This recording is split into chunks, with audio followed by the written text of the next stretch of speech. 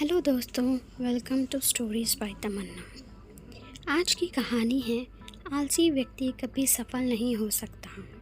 चलिए आए सुनते हैं कहानी। एक समय की बात है, एक राजा रहता था जो कि ये देखना चाहता था क्या मेरे भी राज्य में आलसी लोग रहते हैं या फिर नहीं।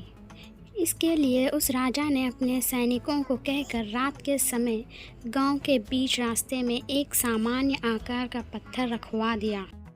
उसके बाद वह राजा छुपकर ये देखने लगा कि क्या कोई व्यक्ति ज़रा ही हिम्मत करके उस पत्थर को हटाता है या फिर नहीं। राजा वहाँ बहुत समय से खड़ा था और देखता रहा, लेकिन किसी ने भी उस पत्थर को हटाने की कोशिश नहीं की। उस राज्य के कुछ सबसे धनी व्यापारी और दरबारी भी उस पत्थर के पास से होकर गुजरे, लेकिन उन्होंने भी उस पत्थर को बीच रास्ते से हटाने की कोशिश नहीं की।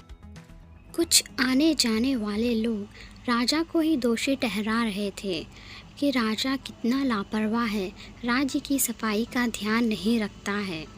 कुछ समय बीतने के बाद उसी पत्थर से होकर एक सब्जी वाला गुजर रहा था। तभी उसने उस पत्थर को देखा और उसे वहां से हटाने का निर्णय भी लिया। सब्जी वाले ने अपने सब्जी का भार नीचे रखा और उस पत्थर को हटाने की कोशिश करने लगा।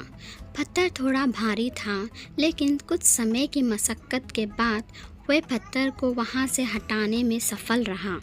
पत्थर हटाते समय उसे पत्थर के नीचे एक पोटली मिलती है जिसमें कई सारे सोने के सिक्के होते हैं और राजा द्वारा लिखा गया एक पर्ची होता है जिसमें ये लिखा हुआ था कि ये पोटली उसके लिए है जो इस पत्थर को रास्ते से हटाएगा।